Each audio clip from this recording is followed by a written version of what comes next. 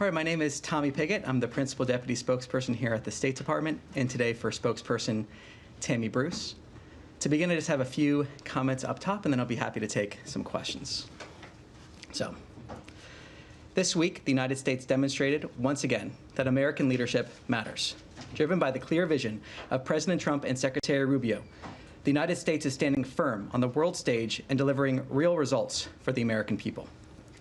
The United States vetoed a counterproductive United Nations Security Council resolution that targeted Israel and failed to condemn Hamas. The resolution created a false equivalency between a sovereign nation and a terrorist group and would have undermined meaningful diplomatic efforts to reach a ceasefire. As President Trump has made clear, we will not support any resolution that fails to demand Hamas disarm, leave Gaza, and release all hostages, including the remains of 2 murdered Americans.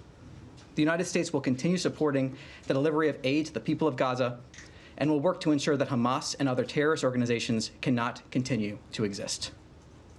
This is the first Security Council veto of the Trump administration, and we are proud to use our veto on such an important issue.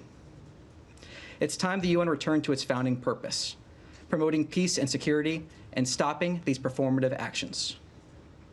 Earlier today, Israeli forces recovered the remains of Judy Weinstein and Gad Haggai in Gaza. Judy and Gad were kidnapped and brutally murdered by terrorists on October 7th. Their fate remained a mystery for months. Even after the worst was confirmed, their families were denied the dignity of a proper burial for more than 600 days. We hope their families can now find some measure of peace. At the same time, we are acutely aware of the anguish 56 families continue to endure, including those of Americans Omer Nutra and Ite Chen. Every single hostage must be released immediately.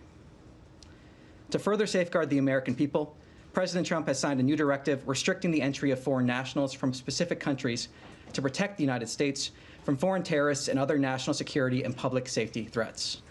This action reinforces the administration's unwavering commitment to protecting our borders and ensuring that those who wish to do us harm are denied access.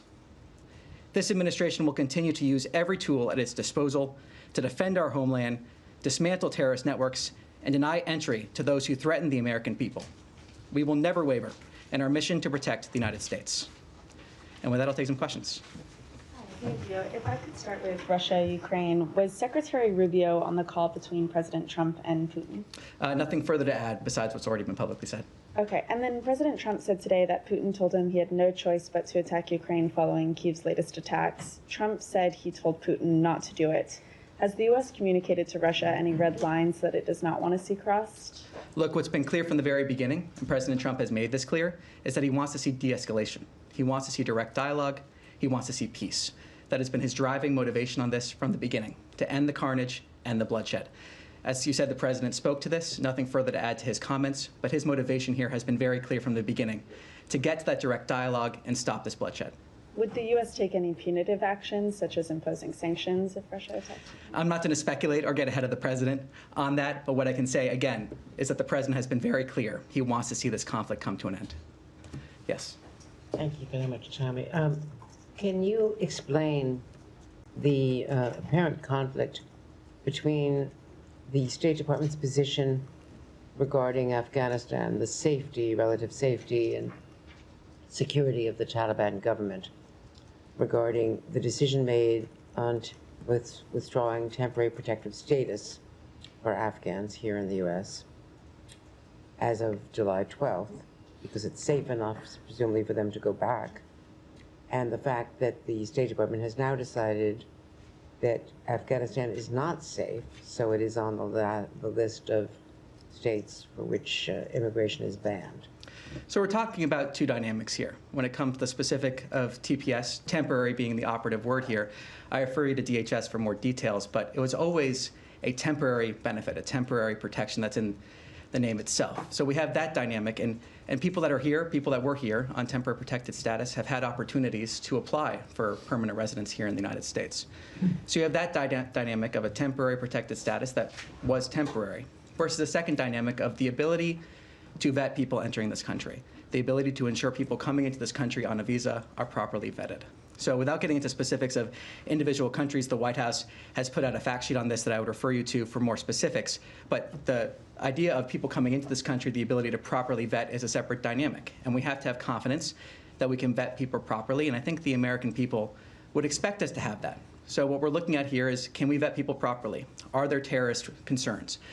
Do we see visa overstays in regards to some of these countries? Those are some of the driving purposes here. So we have those two separate dynamics when it comes to Afghanistan. Just to follow up, there are large numbers of American veterans, those who have fought in Afghanistan, and also including State Department personnel, and CIA personnel, others who have worked with the U.S. government, who feel very strongly that many Afghanistan refugees are at risk if they go back because of their connections to the United States in the past, in the present time, and that going back, particularly for women, is of high risk as well. And they are asking why it is not a different case, why Afghanistan is being treated this way after the Afghans worked so hard to try to help us during the war. Well, the temporary protected status is only one dynamic when it comes to the many different ways that people from Afghanistan have come to this country. And again, I'd refer you to DHS on the specifics of that TPS announcement. But I think those two separate dynamics are important, again, to stress. The temporary protected status, which is always meant as a temporary protection, versus the ability to vet people that are entering this country.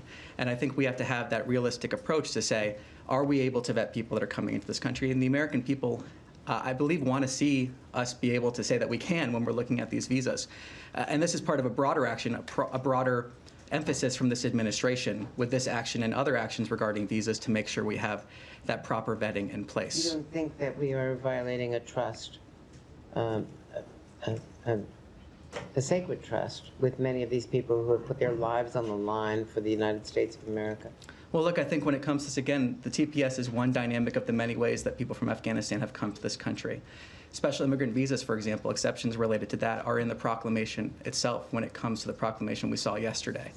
So I think, again, we're looking at two different dynamics. A temporary protected status that, again, was always meant to be temporary. There was the opportunity for those that were here on TPS to apply for permanent residence, while then also having the secondary part of it, which says, are we able to vet people coming into this country? And I think those are two separate dynamics. Yes. Can I continue with Andrea's question a bit? When it comes to the travel restrictions, I mean, there are a number of countries that were taken quite a bit by surprise by this. I know just Chad right now said that they're going to retaliate. Not that in Americans, I realize there probably aren't that many Americans clamoring to go to Chad, but nonetheless, you look at Iran, for example, it's no secret that many Iranians are not very keen on the Islamic Republic, the diaspora, as many critics. Is there a sense more broadly that the United States is losing the proverbial hearts and minds by blanketly saying that all these people, just purely on basis of nationality, have no right to come in, rather than seeing them as individuals? Well, look, this is a national security imperative. What we are seeing is, can we have trust that, first of all, that we're vetting people properly? Is there, in some of these countries, and I'm not going to go country by country, again, refer you to the White House fact sheet for more information, which they've made publicly available. But do we have the ability to vet people coming in? And this, again, has been that priority from the beginning of this administration. Can we say with confidence that people coming to the United States have been properly vetted? Is there a central authority in these countries that can confirm that? Can we trust what they're telling us? A whole host of different issues that are important to figure out here. And I think another part of this is we're in constant communication with countries around the world to try to determine ways that we can have that be the case, where we can have proper vetting procedures, where we can have confidence with who's coming into this country.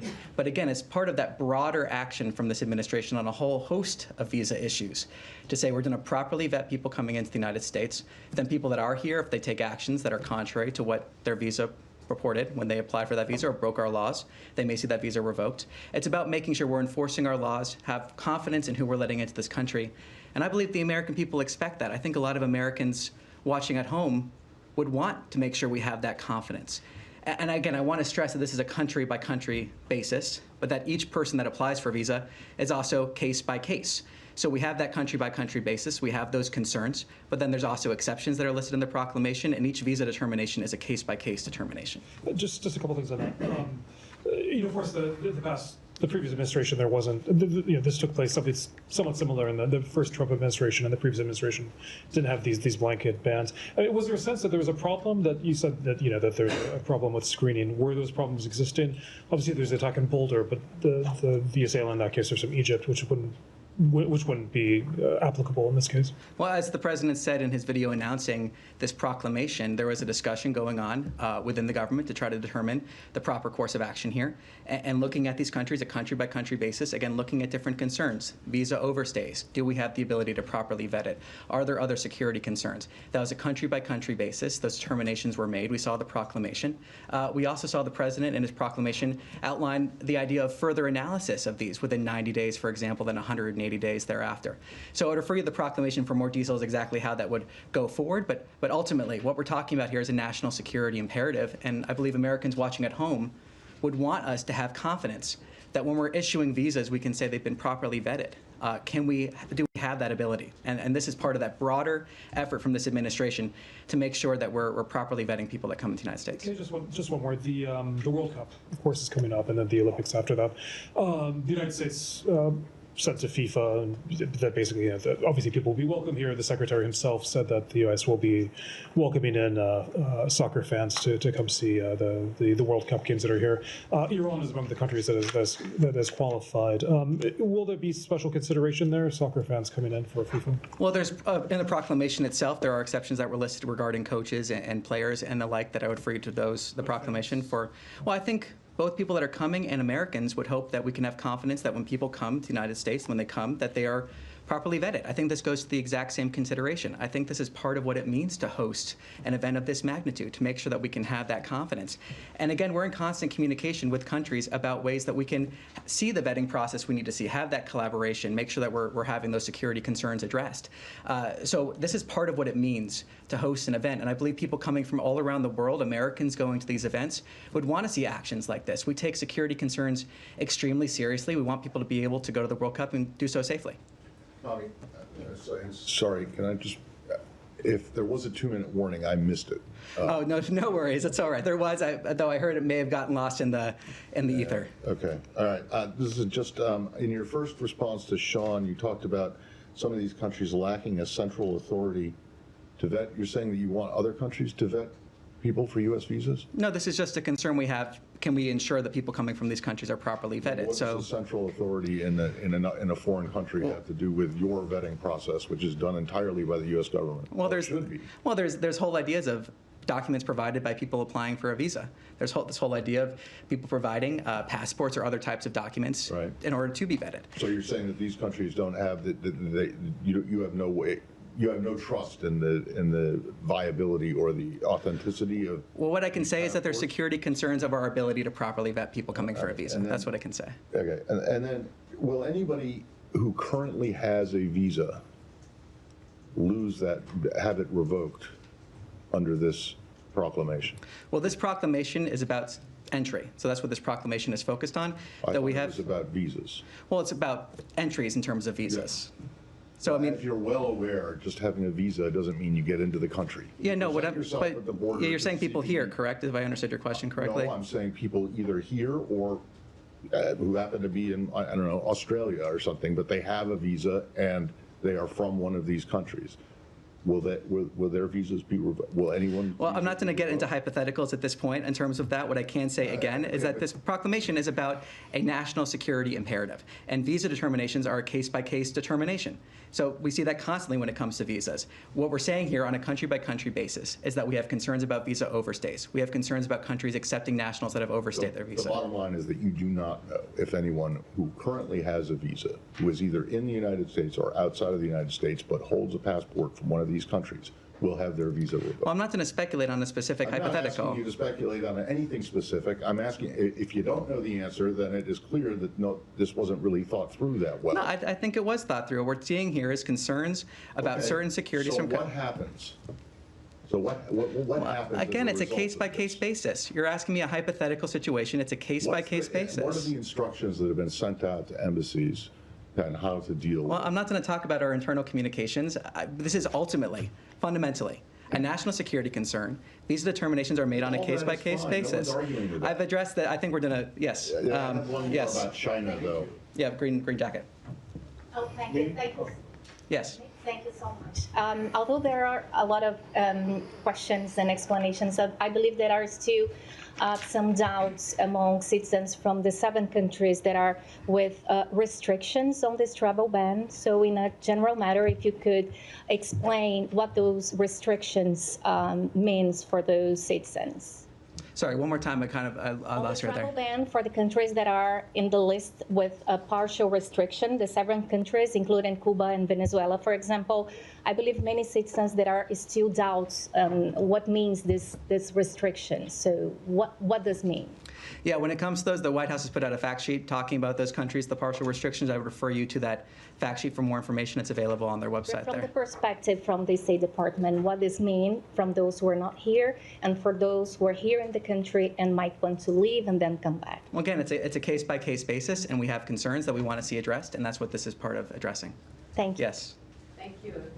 Thank you, Tammy. I have 2 questions. First question, Sergei Shoigu, head of Russian State Security Council, and Kim Jong-un, North Korean leader, met in Pyongyang today and agreed that the North Korean troops will remain in Russia even after the war between Russia and Ukraine ends. What is the United States' view on this, and what is your position?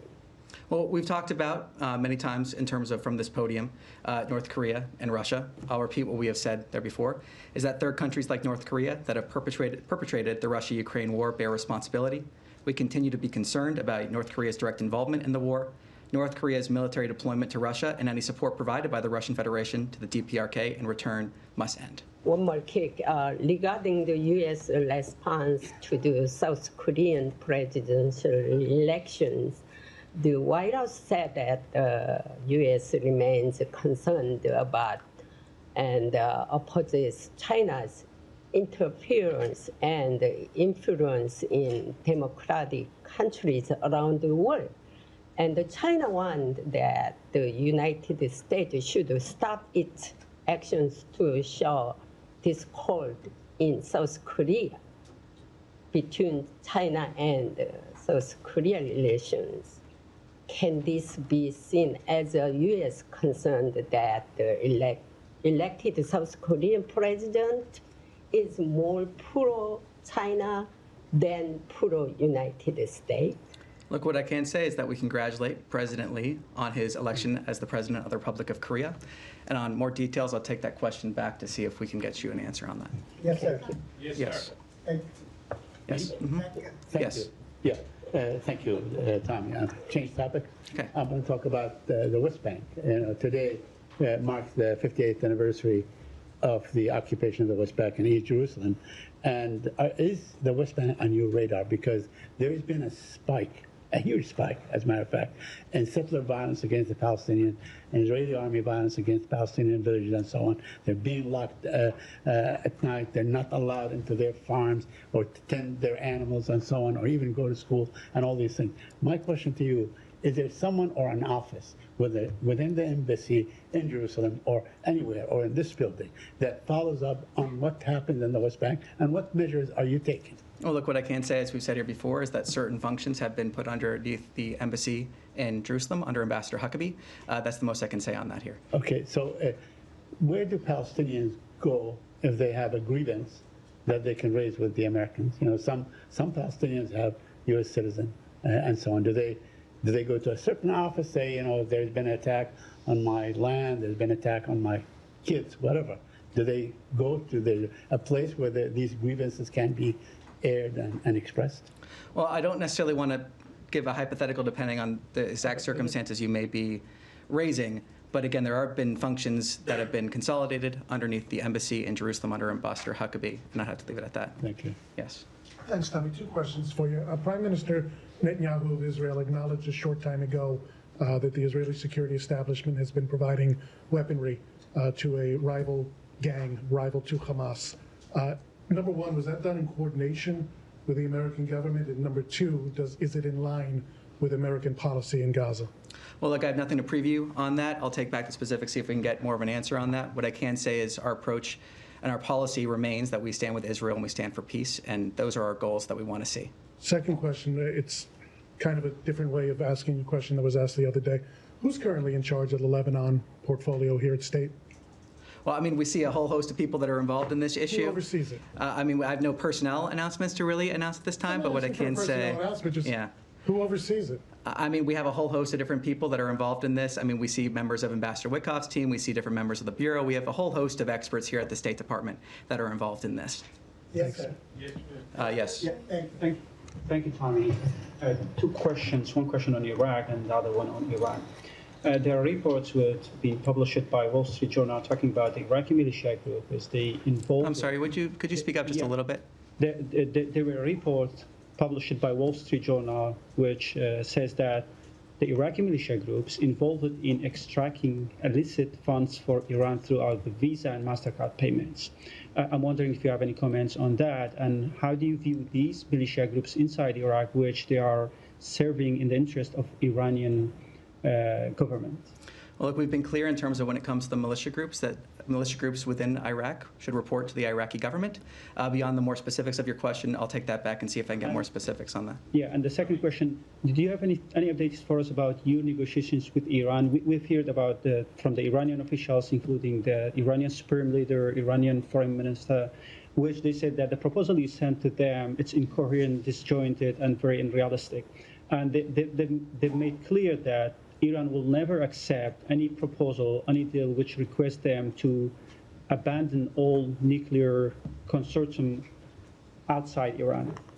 Well, look, what I can say is that Senior Advisor and Special Envoy Witkoff sent a detailed proposal, and we encourage the Iranian regime to accept it. It is in their best interest to accept it. We've also been clear again and again and again that the Iranian regime can never have a nuclear weapon, that there is a good option and a bad option in regards to that. Beyond that, it is not in our national interest to negotiate these issues publicly. But I can say that it is in the Iranian regime's best interest to accept the proposal that was given by Special Envoy Witkoff, and again reiterate what has been made clear from the beginning, that the Iranian regime can never have a nuclear weapon. Will the next round of talks with Iran depends on their response to this proposal? Look, we expect to meet with the Iranians again soon, but beyond that, I have nothing to preview. Yes. Thank you so much. Going back to Ukraine, if I may follow up on the exchange with my colleague. Given the president's early comments comparing the conflict to a schoolyard, fight, dispute, if you want, are you concerned that Russia might deem those comments, particularly when the president said that they should fight for a while, as a green light to fight? The president has been clear from the beginning that he wants to see this conflict come to an end. He has been clear from the beginning that his driver, his motivation here is to end the bloodshed, to end the carnage, to end the conflict. He has said that again and again and again. He has also encouraged de-escalation. He has encouraged the parties to come to the table to have direct talks. He has been clear that's what he wants to see. So he's made his position on this clear, and I think the framing of that question, honestly, he has been very clear on this, that he wants to see this carnage come to an end. He wants to see this bloodshed stop. But he also made it clear that peace talks are right now basically going nowhere. Why no pressure on Putin right now? Well, look, again, he spoke to this just a little while ago, that he wants to see those direct talks happen. So I'm not going to get ahead of the president in terms of what he may or may not decide to do. But what the president is able to do, and it's a credit to his leadership, that we've seen the progress towards peace that we have seen the parties engage in some sort of effort to try to get to that ceasefire. That's the goal. That's what the president wants to see. That's his driving motivation. And as he just said a little while ago, that remains his motivation here. Thank you. I have one more question, if I may, different topic. USA, GM, VOA reporters, journalists, colleagues, they've been in town, they were working for the US government, and some of them are from dangerous countries. Now 50 of them, 50, are about to lose their J1 visas. Does the State Department have any plan to protect them? Well, look, I'm not going to comment on specific cases like that. As spokesperson Bruce has often said from the podium here, there are, though, many different ways that people can enter this country in terms of visas and the like, but I'm not going to comment on specific cases. I'm talking about those. Yes. Yes, sir. Yep.